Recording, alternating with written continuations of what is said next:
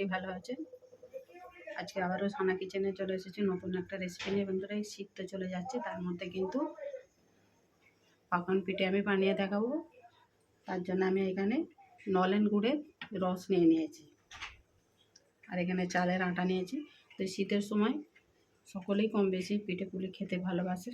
তো শীত যাবার আগে আমি একবার এই পিঠেটা বানিয়ে দেখাবার জন্য আমি এগুলো নিয়েছি। তো বন্ধুরা, আমি এই রসটাকে মেজারমেন্ট কাপে 3 কাপ মেপে নিয়েছি। তো চলুন তাহলে আমি রসটাকে একটু গরম করে নেব।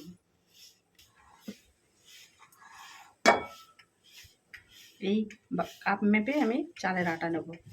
তবে এটা আতপ চালের গুঁড়ো, বাজার থেকে কেনা, বাড়িতে বানানো না। 2 কাপ নিয়ে নেব। 2 কাপ চালের আটা নিয়ে নেব।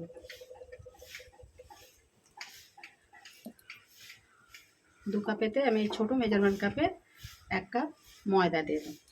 তাহলে আকারটা কী হবে, নরম ফুলকো ফুলকো হবে। স্বাদ মতো লবণ দিয়ে দেব, দিয়ে ভালো করে এগুলোকে একসঙ্গে মিশিয়ে নেব।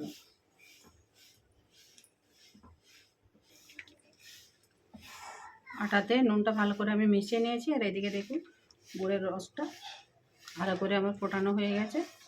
এবারে আমি গ্যাসটা অফ করে দেব, ঠান্ডা করে নেব। দেখুন রসটা ঠান্ডা করে নিয়েছি। এবারে অল্প অল্প দিয়ে আমি আটাটাকে মেখে নেব।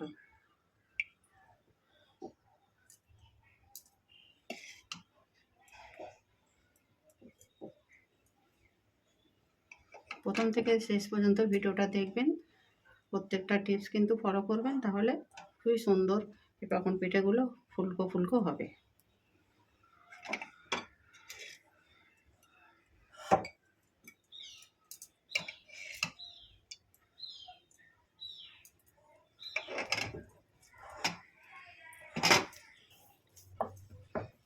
এইভাবে ডোটাকে ভালো করে এইভাবে 10 মিনিট আমি মাখতে থাকবো।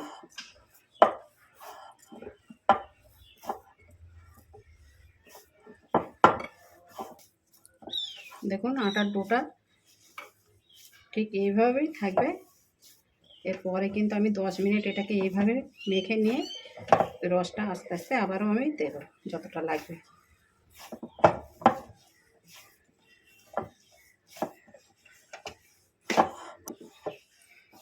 দেখুন 10 মিনিট ভালো করে এটাকে আমি মেখে নিয়েছি। এবারে আবারও এই বাকি রসগুলো দিয়ে ভালো করে এবারে নরম থকথকে একটা ব্যাটার বানাবো। সবটা দেবো না, কম কম করেই দেব।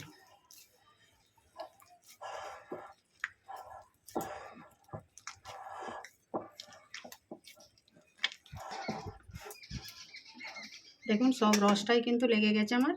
তো আমি এখানে 2 বাটি মেজারমেন্ট কাপের 2 বাটি চালের আটার গুঁড়ো আর ছোটো কাপের 1 বাটি ময়দা, আর সেই জায়গায় আমি এখানে 3 বাটি কিন্তু বড় মেজারমেন্ট কাপে রস নিয়েছিলাম। তো দেখুন ব্যাটারটা দেখুন একেবারে কমপ্লিট হয়ে গেছে আমার ব্যাটারটা তৈরি, আর রসটাও পুরোপুরি একেবারে মাপটা ঠিকই আছে। চলুন তাহলে আমি এবারে পিঠাগুলো বানিয়ে নেব। তেল বসিয়ে দিয়েছি বন্ধুরা, গরম হয়ে গেছে। এবার আমি এই হাতা নিয়েছি, এই হাতায় অর্ধেকটা করে নিয়ে দিয়ে দেব।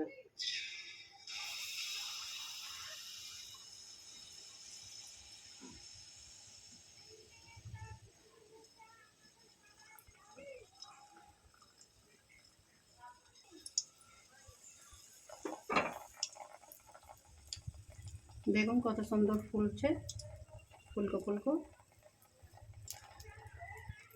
পিঠটা ভালো করে ভাজা হয়ে যায়।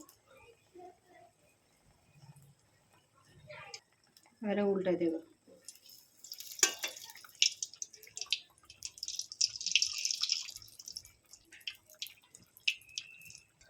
দেখুন লাল লাল করে ভাজা হয়ে গেছে, এবারে তুলে নেব। আবারও একটা দিয়ে দেব। তো যতবার বন্ধুরা পিঠেটা বানাবেন ততবার কিন্তু ব্যাটারটাকে একটু ফাটিয়ে নেবেন। সঙ্গে থাকুন, আমি সবগুলো ভেজে নিয়ে ফিরে আসছি। আবারও উল্টে দেব।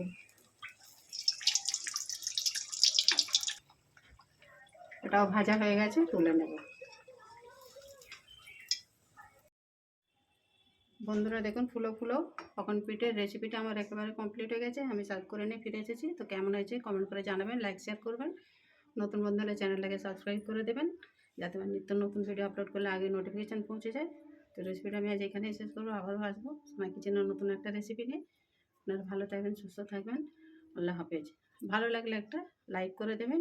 আর বন্ধুরা খুবই গরম, তো আমি এমনিই দেখাচ্ছি, দেখুন উপর থেকে কতটা ফুলকো হয়েছে, নরম হয়েছে। গরমের জন্য আমি ছেড়ে দেখাতে পারলাম না আপনাদেরকে।